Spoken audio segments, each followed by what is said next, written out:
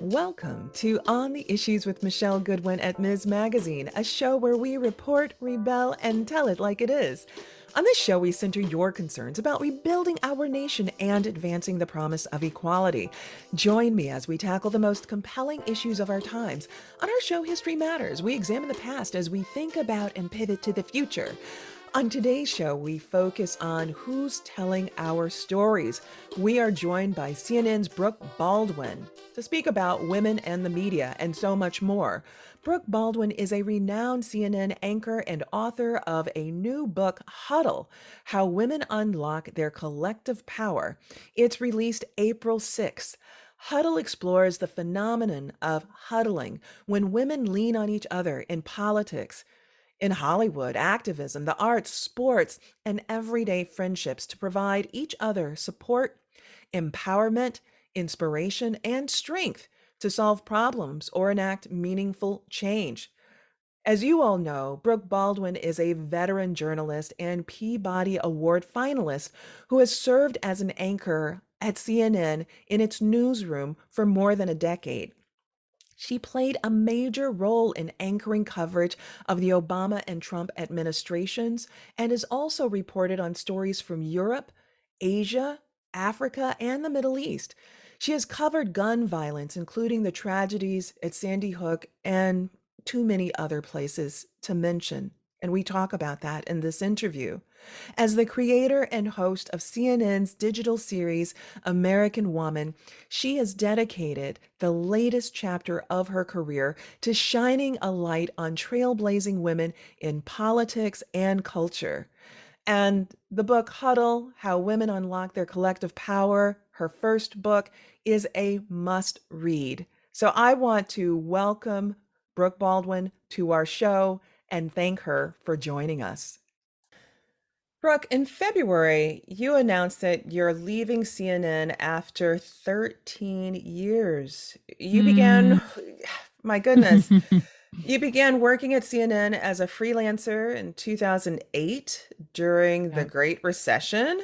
You told a Mhm. powerful story about how you scribbled your name on a post-it note and put it outside a temporary office in hopes of one day becoming a full-time CNN correspondent.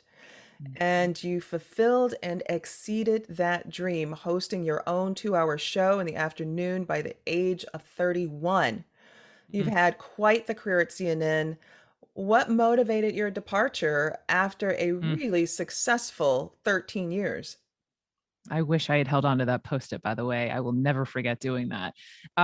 Gosh, why am I leaving my family and my home? It's a great question. I actually think with the biggest part of the answer is because of this book and because of these trailblazing women who I've had the privilege of interviewing. Kind of like when you finish this journey of being holding space with women like Gloria Steinem and Stacey Abrams and Megan Rapinoe and Indigenous women fighting, for the planet, or the women co-founders of Black Lives Matter. You just sort of have like, I'm from the South, so I would say you sort of have a come to Jesus with yourself. And my come to Jesus involved realizing in a painful way, but also in a blessing sort of way, that I could not hold space with these women and be the bravest version of myself. And while my entire time at CNN has been extraordinary on a number of levels, and I do have a dream job as evidenced by the post it, I know that I need to move on for me. And whatever it is that I end up doing, there is no way I will be able to do it had I not had this precious time here, sharing these experiences with people all around the world. And so that's the real answer. And I don't totally know what I'm doing next. That's also a very real answer, but I know that I have to be brave.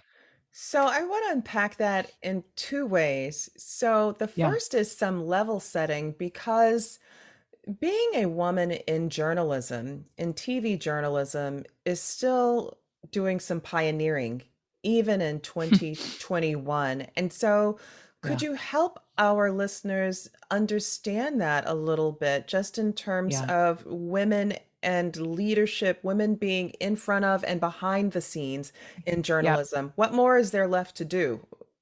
I think probably Well, a lot. let me let me lift the curtain a little bit. And again, this is only my experience here at CNN, but in my so I've been anchoring for 10 plus years, the majority of that time 2 hours in the afternoon. And in that time, the most influential anchors on our network, the highest paid, are men. My bosses, my executives are men. The person who oversees CNN Dayside is a man, and my executive producer for 10 years is a man. So I have been surrounded by a lot of men. And I do think it is changing. I know it is changing just by looking at some of the faces that are popping up more and more on our channel and on other channels. But that is just, and even going back to my early 20s, I mean, the majority of my time spent as a cub reporter on into my 30s was spent with majority male photographers running around shooting stories at whatever city I was living in at the time. And yes, there would be certainly women in the newsroom, but oftentimes, especially early on, they were women with very sharp elbows. And so I was surrounded by a lot of dudes. Yeah, and so then that what does that mean in terms of the stories that get to be lifted out about women? I mean, they're framed, when you have the camera people, the producers, all the people around you who are men, what does that mean in Yeah. terms of women's stories coming out? Well, that's a great question. I mean, I think that I know I personally fight for women's stories. I did a whole series to see the poster over my left shoulder, American Woman.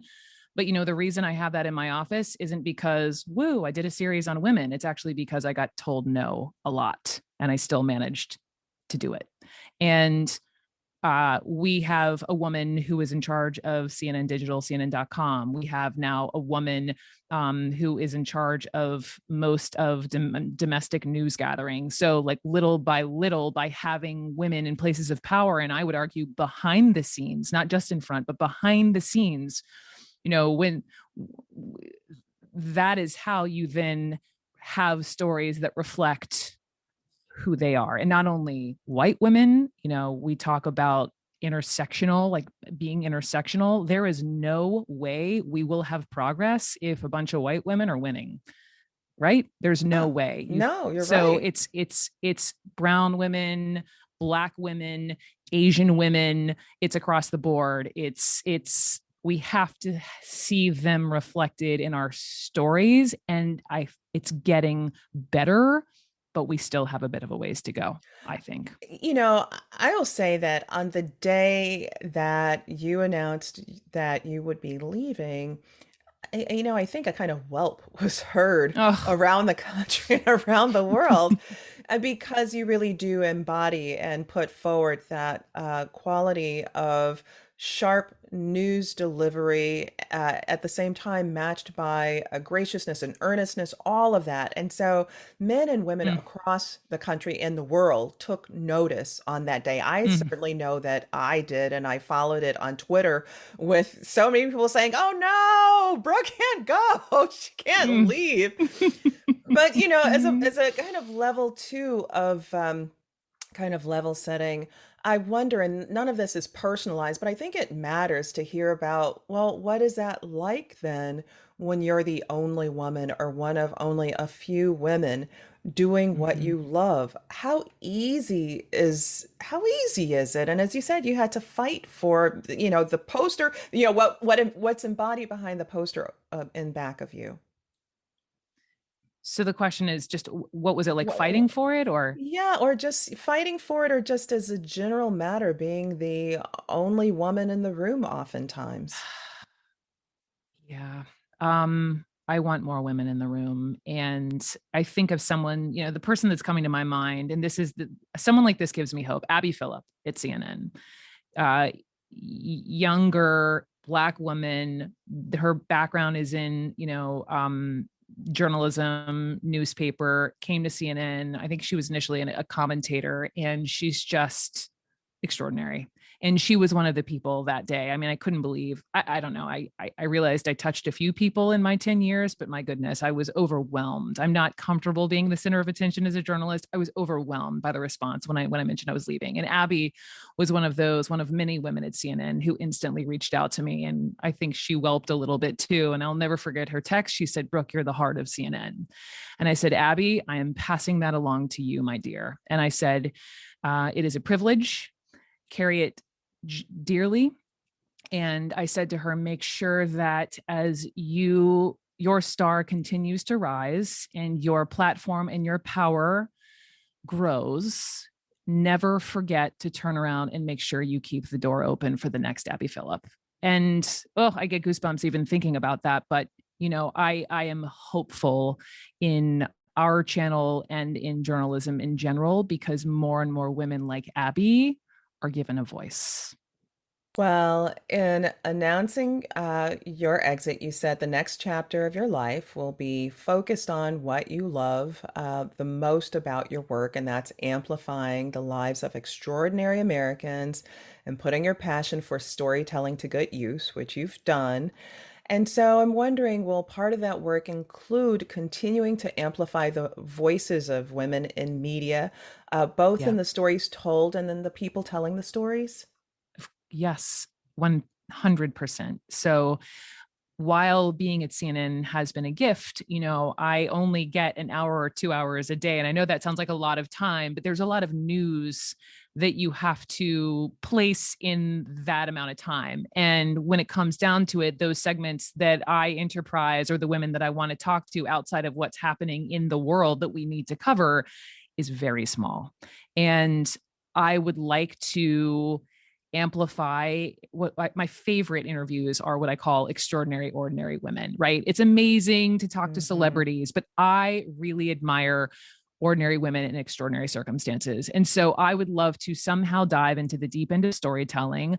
I am working with a production company to create what I will hope will be my part of my next dream, which is an unscripted doc series that people can binge and be inspired by on fill in the blank, I'm not there yet, streaming network, where I can tell these stories of these huddles. What was so hard as as a TV journalist specifically, was crisscrossing the country and having these amazing conversations. And it's all on the beautiful pages of my book, but I would love it to come alive on camera. And so that is my dream, essentially, to create Huddle the book into Yes. Huddle the docu-series. Well, let's turn to your new book. And your Thank new you. book is dropping. It's called Huddle: How Women Unlock Their Collective Power.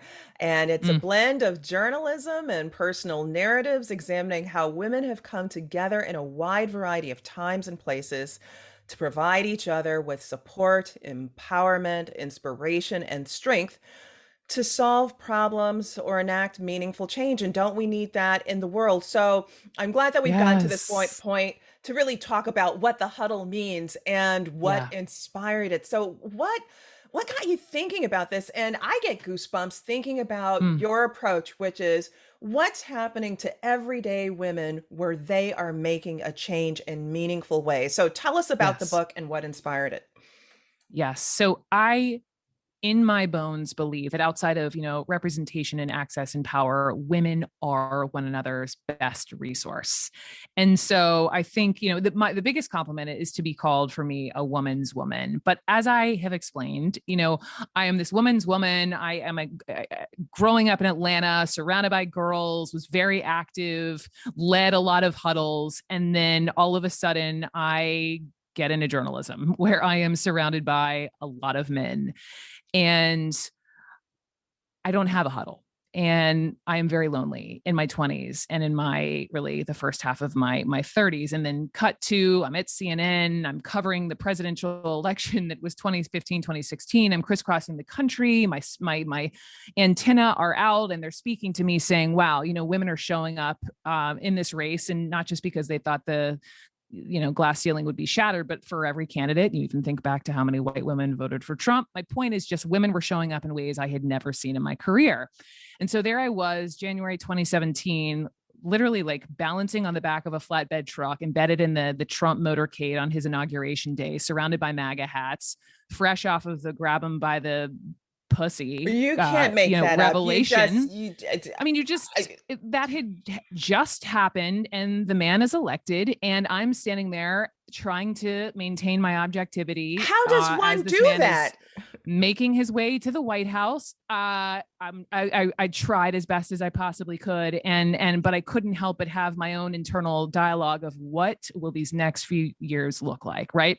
So Mm-hmm. that's on a Saturday. And then the very next day, there I am in the middle of thousands of women at the Women's March. And beyond realizing that I'm standing in the middle of this one giant huddle, I'm thinking, wow, if I wasn't here covering it, like, would I have a group of women who would show up with me, who would stand in the porta potty lines and share a tank of gas? And I just actually didn't think I did. And that was really the beginning of what became American Woman, which was the unofficial beginning of my journey to find this book and find my own huddle and bring real intention to it. And I just want to urge other readers to do the same. And the last point I'll make is, in my journey, obviously checking my privilege in the first couple of pages of this book as a white woman coming from Atlanta, I may not have seen many women coming together. And as this Duke professor explained to me, for white women, there really had been this huddle drought for basically my entire lifetime.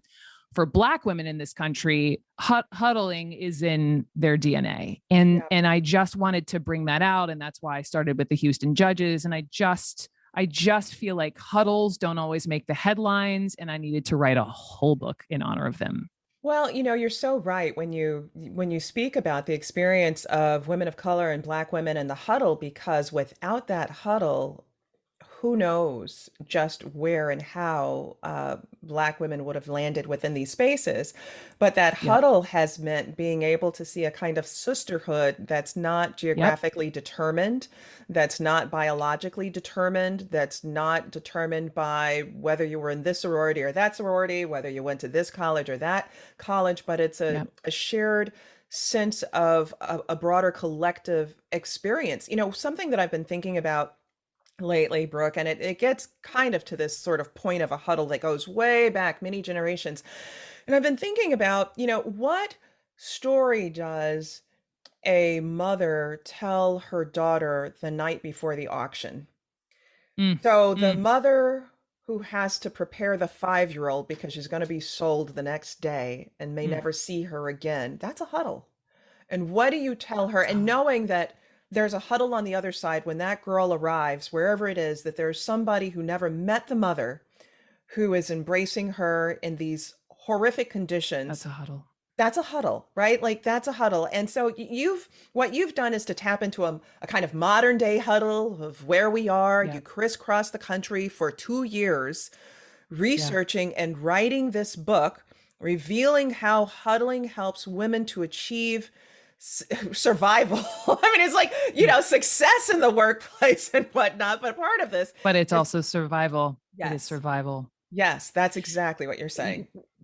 To your point about the night before the auction, I interviewed the two women who started Girl Trek, Vanessa and Morgan. It's a giant and growing group of predominantly Black women who walk, which is obviously in honor of the history of women walking to freedom many, many years ago. And one of them made the point to me, and it's often said that, yes, of course, women were all they had centuries ago in slavery, but she also, and this other Black historian, Kimberly Springer, said the same to me. Brooke, it is so important that you emphasize that it predates slavery with Black women huddling, that Black women just genuinely enjoy the company of one another. And it has only strengthened through the years and into the 80s and 90s and the Million Woman March in Philadelphia in 1997, which was this whole grassroots effort, which rivaled the Women's March in 2017. Like Black women have been at it for a long time. And that is why, especially as a white woman writing this story, it was important for me to start with those Black judges in Texas. Well, and in fact, let's build on that because I'd be curious to know then, I mean, you've been doing real work and this is not new in terms of your articulation of your space, right? And saying, I'm a white woman here in Atlanta. I'm a white woman doing this, but I'm mindful of what's happening around me. Mm. And so, what inspires that? Because a lot of folks see when things are well intentioned but done in really clumsy kinds of ways. But it seems to me that you've really spent a lot of time figuring out how to actually do the centering of Yeah. other people's stories in a way that is meaningful, in a way that lifts up their humanity and also yours too. So how have you Mm. tried to go about doing that for others who would say, "I want to do that too, Brooke, but I don't know how"? I honestly give a lot of credit to my mom. I think I was really raised right. I was raised to have all kinds of friends and friends who don't all look like me, which has only been reinforced through my years in journalism and realizing that I am only one person in a story and only one perspective. And one needs to constantly hear from other people with other experiences. And my activist rapper friend Killer Mike, I'll never forget interviewing him after Ferguson, and he urged me and everyone else watching our interview, like, Brooke, you have to have friends who go to a different church or synagogue or temple, who don't share the same, skin color as you. And I think I just really, really, really try. I'm not always successful just because of who I am and how I was raised, like how I was brought up in my one unique experience, but I really try to have my eyes wide open. I think it's what's made me pretty good as a journalist. And so through that lens is how I approached writing this book and selecting these various huddles of women. What what were amongst the huddles that surprised you most once you began the process of interviewing some of the folks that you have here? Were there surprises? Um, I mean, I think, let's see, let me think about that for a second. Let me think about that because I mean, we've talked about the richness of Black women huddling, but I will never forget. Like, I know I'm not supposed to pick my favorite huddle, but those Houston judges, we text to this day when they were going through the power issues in Texas. I had them on my Hmm. show. They were huddling through, sitting there freezing in their homes. And I think I was just so. I'm sitting here in my office looking at the picture of the 19 judges, that they gifted me, that Yes. I literally have like front and center in my office. So they're just deep in my heart for a multitude of reasons. They were the beginning of my huddle journey. And I think what surprised me is I really didn't know how far back the story of huddling for Black women went. And so I really was educated on that. And I'm so grateful for them to doing that. I think the other thing that surprised me is actually there's a whole chapter about women in sports. And of Yes. course, we all knew and fell in love with the, US women's national team and Alex Morgan and Megan Rapinoe and the rest of the women and how they just like crushed it over in France and won the cup. But what I didn't realize was the amplification factor among those women, both like generationally, like Abby Wambach would say, like, we need to make sure we leave this team better than when we found it for the next generation of women. And that means in terms of rights, et cetera. But then also among the WNBA players I interviewed and how they'll sometimes cross pollinate with the soccer players who then might cross pollinate with, the US women's hockey team in a way that doesn't get covered, in a way that they link arms and share secrets. And this is what worked when we were negotiating our collective bargaining agreement. It's just all these details that maybe aren't sexy, but this is how the sausage is made. And I just hadn't realized how those women really leaned on one another. And in fact, unpack that just a little bit more because one of the things that I think can be taken for granted is how transformative women in sports can be in terms of women in Yeah. leadership as a general matter, right? When you sort of think about Yes. what Title IX has meant for so many women who are Yes. actually in C-suite. I mean, part of it was going through college on Yes. scholarship, a sports scholarship, Yes. or engaging in sports and just really finding their space. So did you have certain kinds of connections through that you were able to kind of tease out by engaging with these folks, with these women? Well, I remember talking, back and forth with Billie Jean King, and she pointed that out exactly. I can't remember the statistic off the top of my head, but it's like a huge chunk of women in C-suite offices did play some sort of collegiate sport. It's interconnected. The WNBA, I joke now that I want to come back in my next life as a WNBA player. Like I filled in for Ellen DeGeneres the other week, and they literally brought a basketball hoop in. I love It's that. it's not it, it's not in my future, but But just talking to those women about it, talking to those women too about how they linked arms and dedicated the season to Breonna Taylor, and how they're just majority Black league, number of gay women who not too long ago would still be closeted and Yep. playing. And now here they are, you know, leading national conversations, helping change the course of elections, like in Georgia. They are such leaders, but at the same time, like still fighting to not have to play European ball, to make ends meet before they come back and potentially get injured and play in the WNBA. And it blows your mind how, compared, like the women in the WNBA, if you have a child and you were on the road, you would have to share a hotel room with another woman. Like their rights compared to the guys in wives college of don't have WNBA to players, do. it's nuts. It's like basic level, like, can we have showers in the complex after we play our game? It's nuts, but it's just stuff that I wanted to bring to people's attention. And I don't know. Hopefully, Well, I'll teach people a little bit. I think you're doing a lot of teaching in this book, from Gloria Steinem to Billie Jean King, whom you've just mentioned, Madeleine Albright, Mm-hmm. Stacey Abrams, Ava DuVernay. In fact, let's Mm. turn to Stacey Abrams, because you've just talked about Yes. voting, sports, the Yes. WNBA, and talk about Yes. what amazing work WNBA, Ugh. Breonna Taylor, and the election, right? I mean, Yep. really providing the spark that then guys came afterwards, and the guys got a lot of credit, but it was really started by the women in the Yep. WNBA. But we also know that also right in Georgia, your, home place, Stacey Abrams. So what was Yep. connecting with Stacey Abrams like? I mean, talk Uh, about a powerhouse.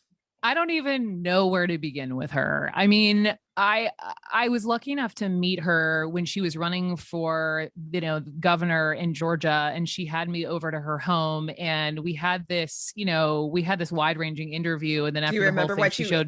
do you remember what you I had for dinner? remember I remember the suit I was wearing, the shoes I was wearing. I remember this, Dr. Seuss books in her first edition collection that she had. I remember what she was. It was one of those. I'll just never forget it. And so since then, she is what I would refer to as an OG huddler. Like before Yes. huddling was a thing in mainstream, she was 29 and the deputy city attorney in Atlanta. And it was the first time she had access to power. And what did she do? She shared the wealth. She was surrounded by, at the time, we referred to them as secretaries. And she was Hmm. surrounded by these secretaries who couldn't rise up any higher because they were like sort of limited by their job title. And so she went to the city of Atlanta and she was like, y'all, this is not right. These women are brilliant. They know Georgia legislative history backwards and forwards. We need to do something better for them. And so that she was able to get them training and adjust their titles and adjust their salaries. It was just a win-win all around. And no one ever would tell that story, but that is just who Stacey Abrams is. Cut to, they flipped Georgia blue for the first time since 1992. And she talks about how she gave a chunk of her fundraising wealth away to other women's organizations, other Black women's organizations who were fighting the good fight along with her. She had learned how to fundraise, having been the minority leader in Georgia, and that's just what you have to learn how to do. But she shared all this money with these other organizations in a way she did not need to do, which ultimately helped flip the state. Amazing. That's Stacey Amazing. Abrams. That's Stacey Abrams. And I love, okay, so the next book has to be the, OG Huddlers, right? I love OG that. Huddlers. OG Huddlers Unite. Yeah, Yes, exactly. I she love that. is. That's just perfect. Well, what's also interesting, and this is the power of your book, this research and what you're looking to do. Oh, I just see the stream of it, the theme of it is that, the people who start from a space of earnestness, who are building Mm, and lifting up other people as being mm, transformative. And I think so often about, if only the barriers were taken away, imagine mm. what women could do, because they're I already know. doing it, but they're doing it having to hurdle, I know. overcome I so many know. obstacles. Hurdling instead of huddling. Yes. Totally. Yes. Totally. I mean, I think for so long women were leaning in, which was totally appropriate at that time. But, and myself included, leaning in so hard, you smack your forehead and you're Mm-hmm. fighting one another as you are fighting for that one or two seats at the table. And now the idea from all of these women I've been speaking with is like, let's just build our Right. own table. Yep. Let's just throw down our ladders, as Megan Rapinoe says, if we have experienced that success, or as I told Abby in the text, like keep the door open for those coming up behind you. It's Mm-hmm. just making sure that we subscribe to this abundance mentality ethos that when, I shine, you shine. And I just want to inspire other women. I want to add this word huddle to the lexicon to make sure Yes. other women know that it's a safe space. Success comes from huddling if you're looking at it through that lens. And I Yeah. believe in it with every bone in Well, my body. and in fact, with Megan Rapinoe, what's interesting is the intersectional kind of huddling. When Megan Yes. Rapinoe takes a knee after, Colin Colin Kaepernick. Kaepernick, Yes. right? I mean, it's Yes, using the it is. power of her force. And just as you were mentioning, in the wake of so many white women who voted for Donald Trump, and then you see a Megan Rapinoe Yep. saying, I will take Yep. a knee. Because Yep. this is the right thing to do. So can you give some insight there about what you learned from Megan? Well, I mean, she's extraordinary and was amazing to literally wake up early after getting a huge, huge award from Sports Illustrated. She still had like a little bit of like pillow crease on her face as she had dragged herself out of bed. I felt so bad, but I'd been chasing her for many, many months. I was essentially like the lead stalker of Megan Rapinoe, and she blessed me with her presence over breakfast and coffee.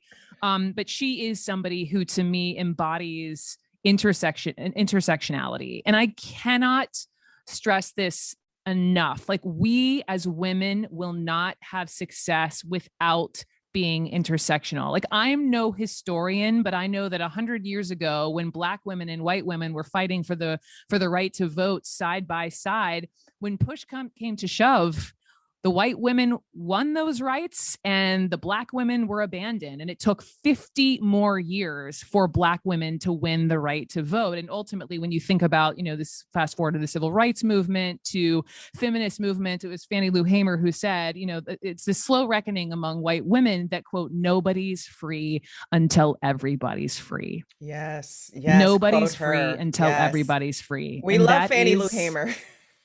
we love Fannie Lou Hamer. So that's just how it is. That's how it Well, should be. one of the things that one gets from your work and from the book specifically is this, let's just bear it all. Let's be honest, right? And that we can't get to that space that Fannie Lou Hamer aspired for us all to reach unless we're honest about who we are, where we've been, and how we Mm, can move forward. And listeners should know that, with this book, you did real work. You engaged with historians on this journey. This wasn't just yeah. kind of top of mind work, Yeah. but this was actually, This is level work. setting. This was work. This was actually really talking with people, learned people who study these things to help Yeah. shape some of, your insight. So Yeah.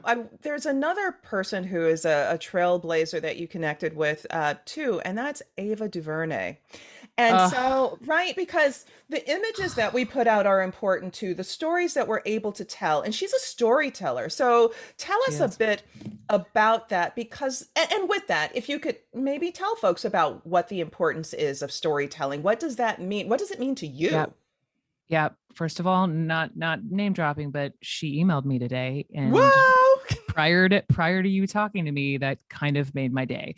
So Ava DuVernay, just for folks who are like under rocks, she Yes. is this filmmaker, director, powerful Black woman in Hollywood, where again, she is a unicorn.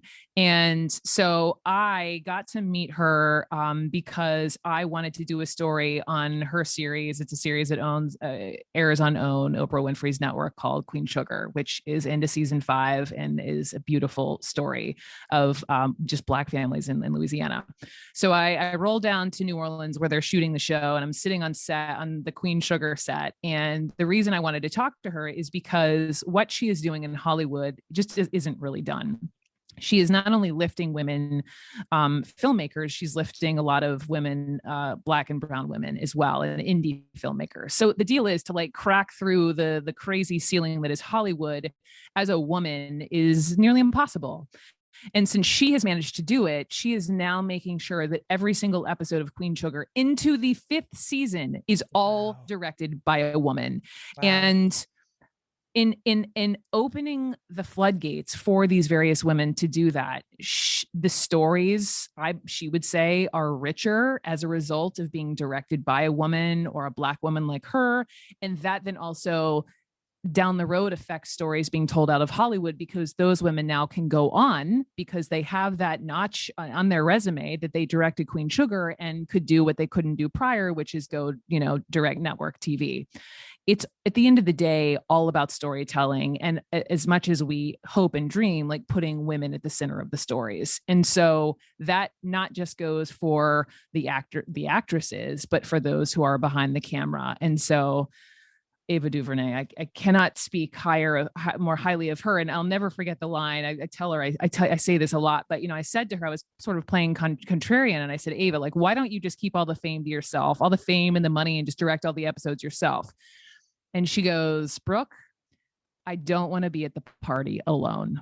Wow. I don't want to be at the party alone. Wow. Like Yeah. metaphorically and literally. And so she's sharing the wealth. She's an OG huddler. An OG huddler. And this gets back to a kind of sensibility about Black women. When I was growing up, my parents were living in Montreal and I was living in Wisconsin with between both my maternal and paternal grandparents. And my Mhm.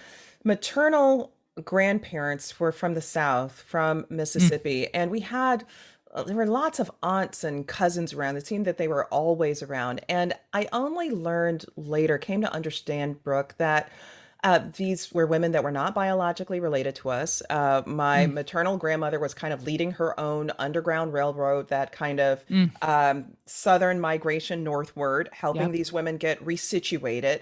And my grandmother, would just tell me, these are, this is Aunt Sally, this is Aunt Bernice, and these are your cousins, right? And of course that destigmatizes it all. And then you just sort Yeah. of think, Yeah.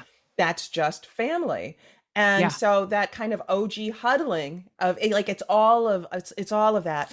So I want to talk about, and thank you so much for allowing me to just pepper you with these questions, Of Brooke. course. So, Best interview. Best interview. your book also pays attention to Black Lives Matter. It's kind of a Mm-hmm. contemporary story. And we know that there had been so much backlash about Black Lives Matter. Some people have been hostile to it, still are. And what's interesting about your work is that at a time in which people were hostile, you were leaning into, this is a huddle that matters. So, what was Yep. it that drove you to say, no, I need to have part of this book that centers the story of women who are involved with Yep. Black Lives Matter? Well, obviously, as I'm sitting there working on the book, George Floyd is killed, and we all will never forget hearing him call to his dead mother at the very end as these officers' knees are on his neck. And also sitting in that anchor chair through so many senseless killings of Black and brown bodies, I knew I needed to talk to Black Lives Matter. In fact, Alicia Garza, when I was on the phone with her, she made me realize something I hadn't even known, which was when I sat there, I think it was 2014, and she came on TV with me along with Patrice Cullors, one of the other co-founders. She said to me, Brooke, wow, I was so, she said, Brooke, you were the first woman who put Black Lives Matter on national television. And as a result of that, Sunny Hostin at the time was at HLN, and she was in the hallway, and she ended up seeing our interview. Then she put those women on HLN, which just started this whole ball rolling. And she said, I've just written this book, and I wanted to tell you that I noted that you gave us this voice, and I've always wanted to thank you for that, which, wow. I came back to her because, unlike civil rights movements, oftentimes with male figures at the center of the movement, what Black Lives Matter does is she and Oprah and Patrice talk about is how, and again, if you're listening, 3 women co-founded Black Lives Matter, which you would be surprised how many people think it's men. Yep. And they said to me, Alicia said, it's about being leaderful. It's not about being leaderless. But a lot of people don't know that it's three women who founded BLM because they're not all up in everyone's faces about it. They're about the Exactly. work, they're about the activism, they're about the change. And so you can always add to the circle and it becomes more and more powerful. And I think back to the summer, just living in downtown New York and seeing all of these movements and protests in the wake of George Floyd's death. And how could I not talk to these women and feature Black Lives Matter prominently in this book because their story is incredible. Well, and that's just incredible, just how you've described um, the very earliest and how they have appreciated how the earliest mainstream presentation of the movement, of that movement, came from you giving legitimacy and space from your seat. And I think it's important for folks to know too that when you do those kinds of like those things take bravery, right? It's not always that you just get free clearance, but that you actually making the case as to why this is important. And I think that's important for people to know. All right. In Thank your you. book, you're also talking about mothers who are fighting for sensible gun laws too. Why was Moms demand that action. exactly so?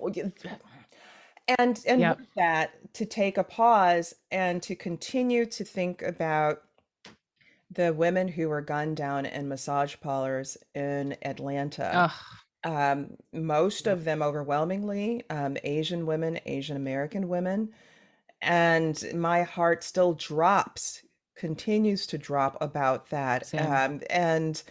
And it can't just be we just move on like it Right. happened and now it's done. But to me, that connects with also the power of you looking to tell the story about mothers who are in the fight for sensible Yep. gun laws. So can you share a little bit about that too?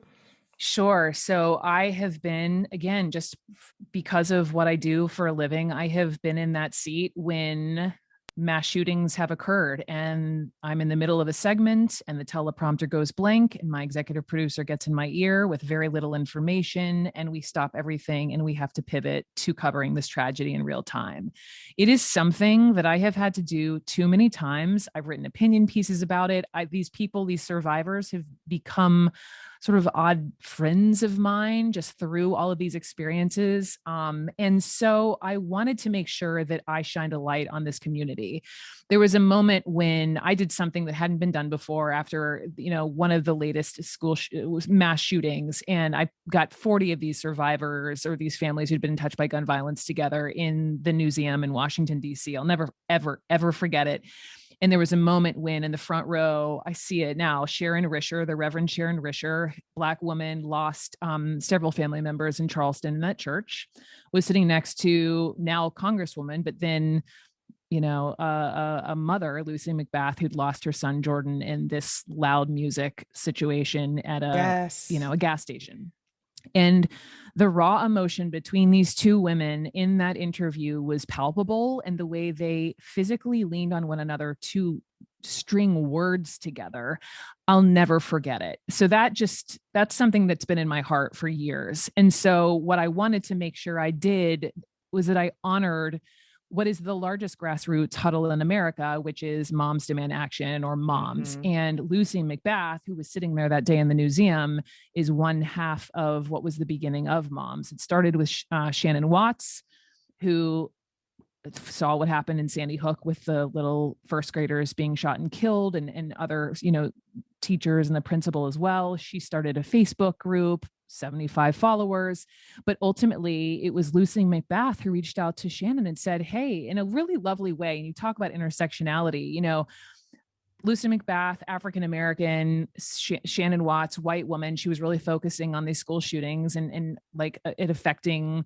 white kids in suburban schools. And Lucy gently said, hey, we need to broaden the lens of this and let me help you. Let's bring it into the faith communities. Let's bring it into Hmm. the inner cities. Let's talk about gun violence on Yeah. a much broader scale. And that then led to this giant organization that is Moms. And I've been out on shooting locations, covering the aftermath and seen these women come up to my live location wearing their mom's t-shirts It gives me Mm, goosebumps just thinking about how these women are able to work together, and also men, let me be fair too, within every mhm. town for gun safety, to work to change legislation, to create more, as they would say, gun sense legislation in this country so that these shootings stop happening. Well, they're painful. I can tell you as from the point of view of a researcher at the intersections of constitutional law and also medicine, I've done town halls across the country and events at the National Press Club, and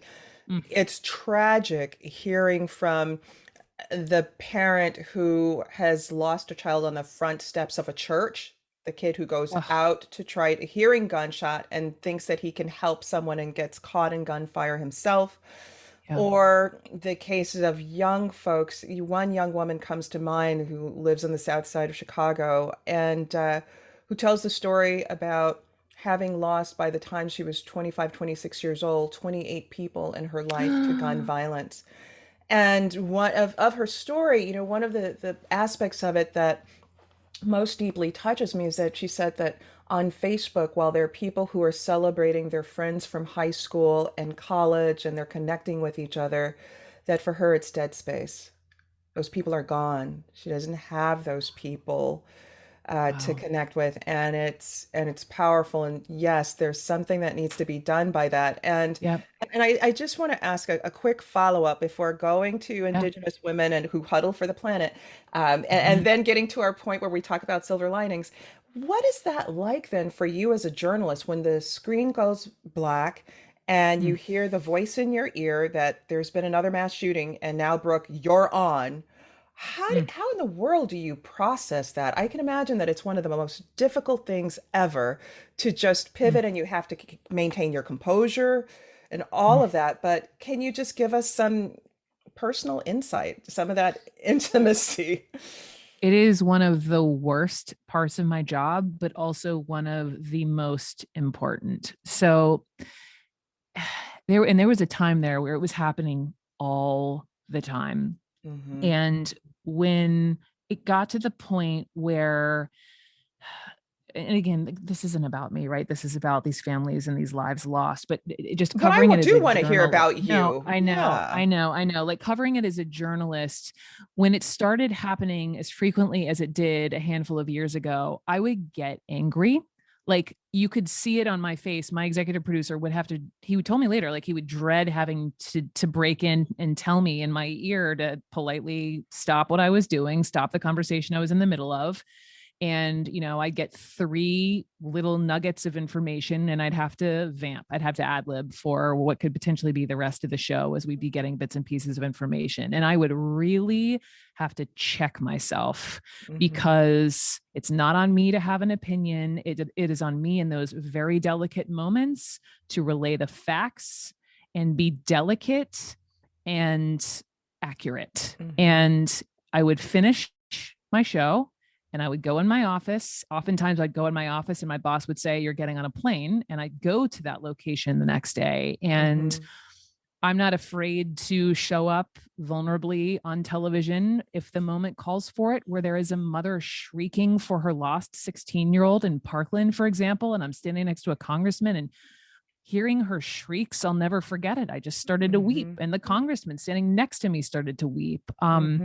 Seeing those teeny tiny white caskets in Newtown, Connecticut. I came home at the time I was living in Atlanta, and I remember coming home, dropping to the floor in my living room, not turning any lights on and watching the sunset and just crying and crying and crying, thinking of those families and those precious little bodies who would never see the sunset again. I have never become jaded. I feel for these families deeply, and it is the worst and most important part of my job. I just have to breathe in for that. I can imagine that. What a challenging position because you are on camera and also behind the scenes, having to be at your best in terms of Yep. investigating, getting the information, and then translating it and transferring it to your public. That's a lot. I feel it right now in my body, Yeah. even as I'm talking to you. Yeah. So, Brooke, before we get to our silver linings part of the show, and I hope that we get another chance to do this together again. I hope that we get a Mm, chance to do it this has been such somewhere a gift, by such a a gift. fireplace someplace and just with a wonderful audience in front of us. I would Yeah. love that. Um, Yeah. but you also pay attention in your book to Indigenous women and talk about a Yeah. population that is overlooked, that has yet to have its full day and recognition. And you take that pause, that huddle with them in the book, and specifically about saving our planet. Can you tell us Mhm. just a bit about that kind of work and why you included it? Of course. Well, it's a lot of the indigenous women or indigenous people in this country are the ones who are fighting to give, as they say, nature a voice. And so it was really important for me to include their voices in this book. And I had been in Coeur d'Alene, Idaho, with Paulette Jordan when I was shooting American Woman, when she was running for, I think it was governor at the time, but she's Mhm. since run for senator. She's lost both. I mean, it's a very red state, but to to stand on her family's land, to interview her, it was something that always stayed with me. And so I immediately called her because I knew she was a prominent voice in this space. And so we had this conversation, and she was the one that used this phrase I'd never really heard before about giving nature a voice. And I was kind of like, well, what does that mean? It Mhm. means exactly what it sounds like, giving nature a voice. And the way she described,